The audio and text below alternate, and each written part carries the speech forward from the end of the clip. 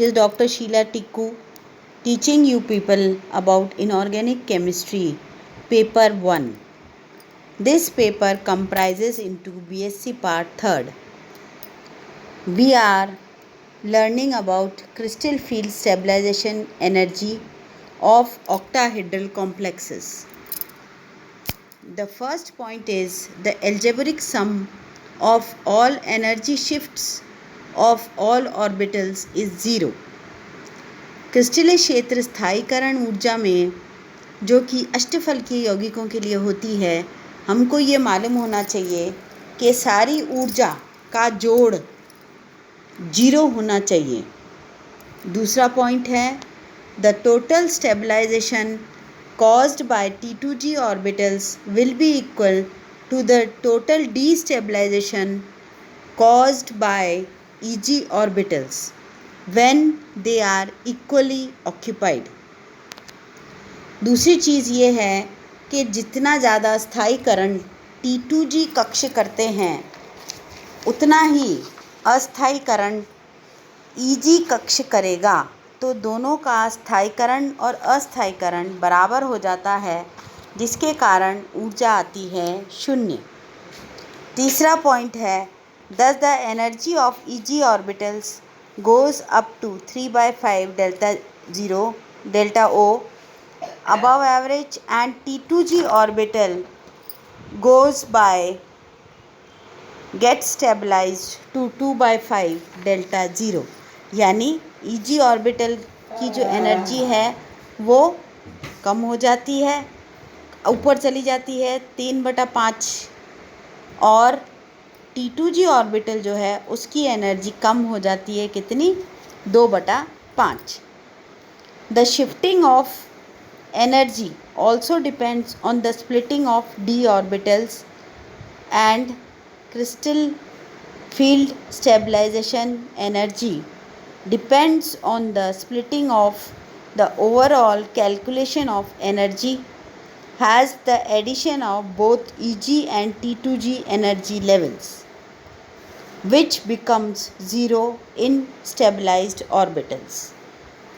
यानी विभाजन की ऊर्जा किस पे निर्भर करती है, D कक्ष के विभाजन पर, और D कक्ष के विभाजन के बाद क्रिस्टलीय क्षेत्र स्थायीकरण ऊर्जा निर्भर करती है कि कितना स्थायीकरण हुआ और कितना अस्थायीकरण हुआ। यानी दोनों EG और T2G की ऊर्जा से स्थायीकरण पाया जाता है।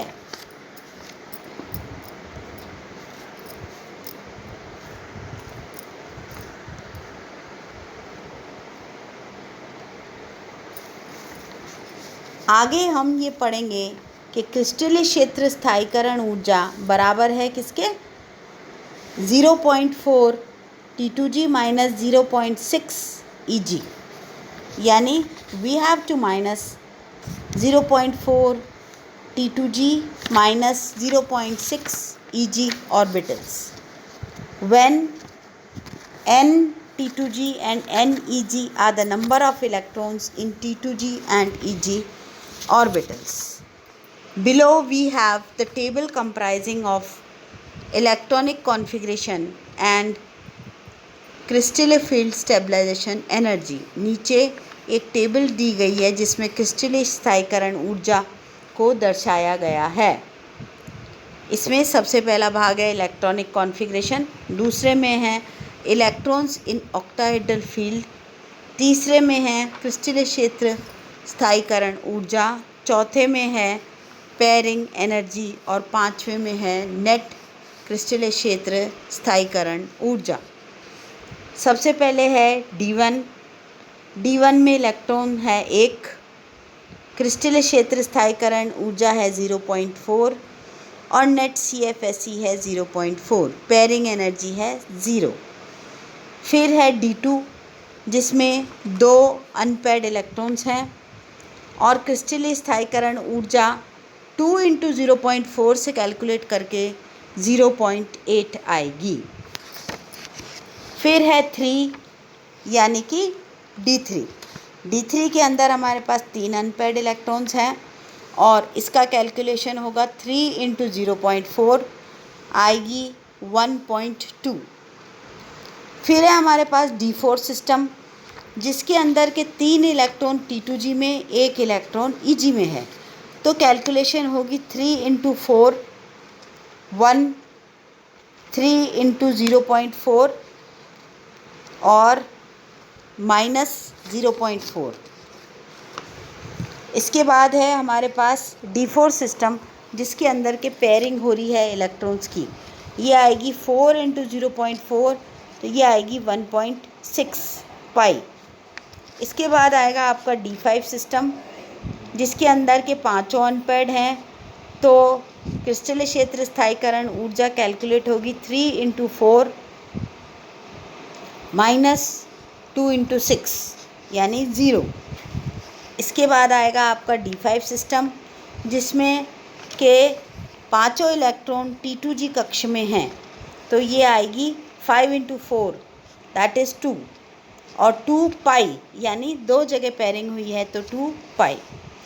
इसी तरह से D6 सिस्टम है। इसके अंदर हमारे T2G में 4 और EG में 2 इलेक्ट्रॉन पाए जाएंगे। D6 सिस्टम के बाद दूसरा D6 सिस्टम है, जिसके अंदर के सारे इलेक्ट्रॉन्स की पेयरिंग हो जाती है। इसके अंदर हमारी एनर्जी आएगी 6 × 6 और 3 पाई।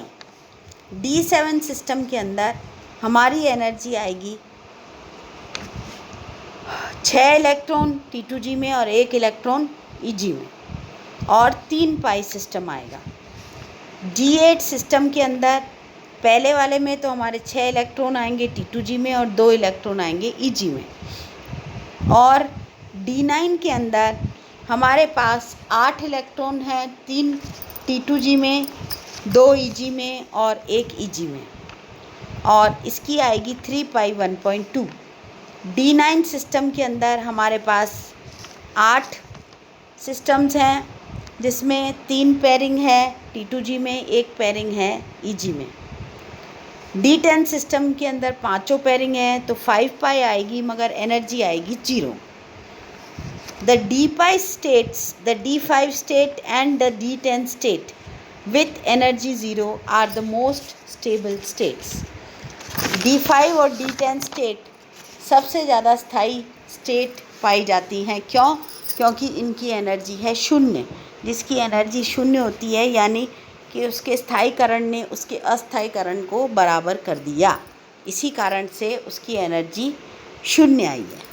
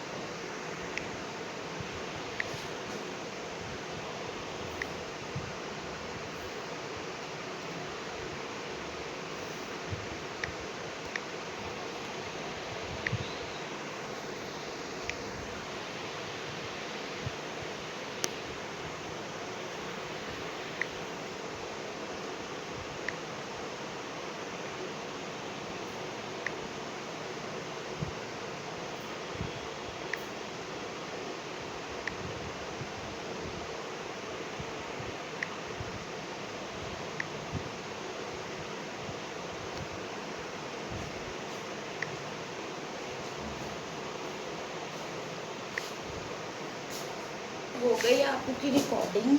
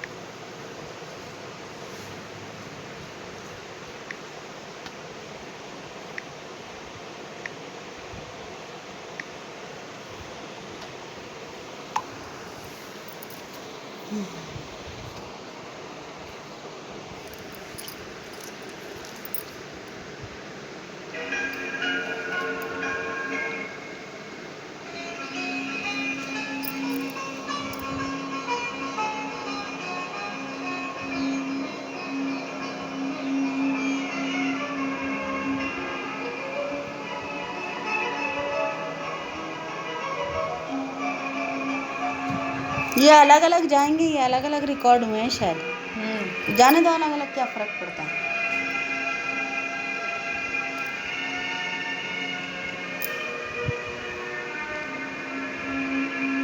ये तो रिकॉर्डिंग ही नहीं हुई। अरे हुई है, आवाज तो आ ही नहीं रही।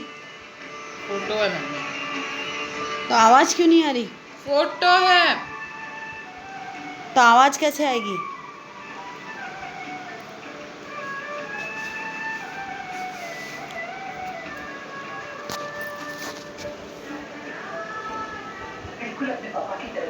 आपने